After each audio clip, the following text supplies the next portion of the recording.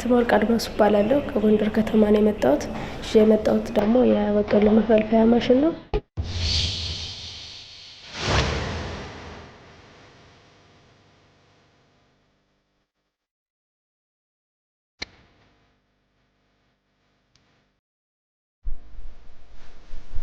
ከጎንደር ከተማ ነው የመጣሁት። የመጣሁት ደግሞ የበቆሎ መፈልፈያ ማሽን ነው።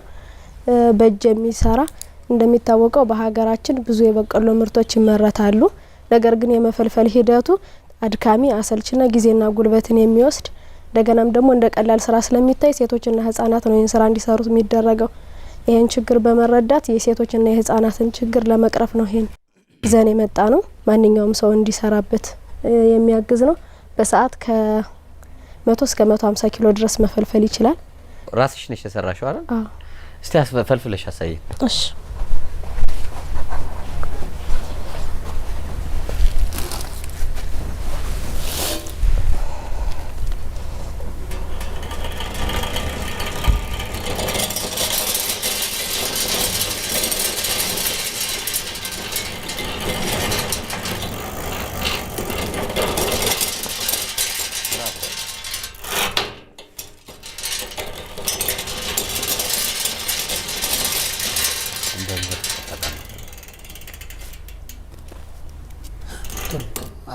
አሷን ማሳየን እንፈልጋታለን። ያው እንፈልጋታለን ሳይዟ ዲተርማይን ስለምታረግ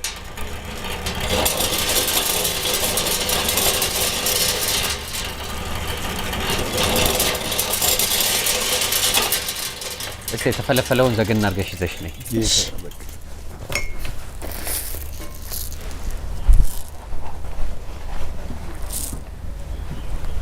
አሪፍ በጣም አሪፍ። ብራቮ። ግን ከዚህ የቀረው ማየት ብችል ደስ ይለኛል። ከቀደም የተፈለፈለም ነበር የቀደምም ነበር የለም። አሁን የተፈለፈለ ፐርፌክት። ምንም አይነት ጉዳት አላደረሰም። በነገራችን ላይ እንትኖች ላይ ቆንጆ ነው። ምንም በጣም አሪፍ ነው።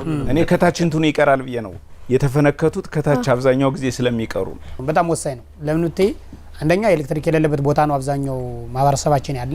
ሁለተኛው አሁን በነዳጅ ነው እየተጠቀሙ ያለ። ነዳጅ ምን ያክል አስቸጋሪ እንደሆነ ታውቂዋለሽ አሁን።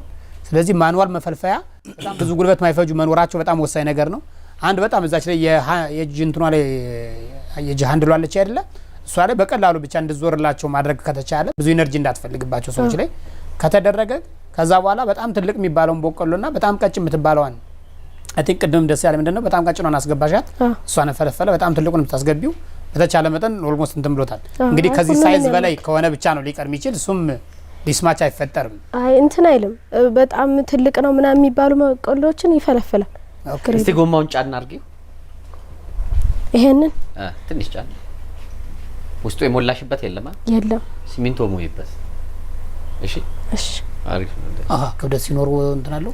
በቃ ያኮ አንዴ ያን በደንብ ከተሽከረከረ ማሽከርከር ሳይጠበቅብኝም ያንን ይሄ በደንብ ከዞረ እሱ ነው እንትን እያልኩ መፈልፈል ይችላል። እሱ ሁሌ ያንን ማዞር ላይ ተጠበቅብኝ። ስለዚህ አሁን መሸጥ ጀመርሽ ወይስ ማሽኗን ወይስ የለም? ነው በመፈልፈል ነው አሁን አንቺ ሰርቪስ መስጠት ይፈልግሽ ወይ ሬቨኒው ጀነሬት ማድረግ ይፈልግሽ? አይ ይሄንኑ እንትን ማምራት ነው የምፈልገውና በሁሉም ያመረጥሽ መሸጥ ማሽን አምራቾች በየቤቱ እንዲጠቀሙበት ዋናው ታርጌታችን።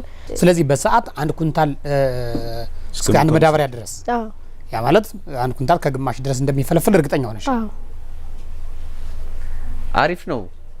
የቀደም ያልኩሽን አርገበት። እሺ የሲሚንቶ አፕኪና ውስጥ ከከተትሽበት ሞክሪው።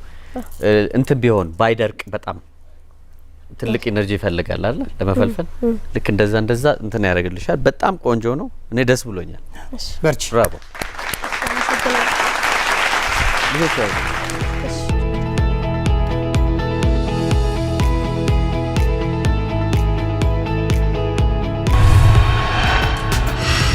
ውድድሩ በጣም አሪፍ ነው። ከዳኞች አሪፍ አስተያየቶችን ተቀብያለሁ።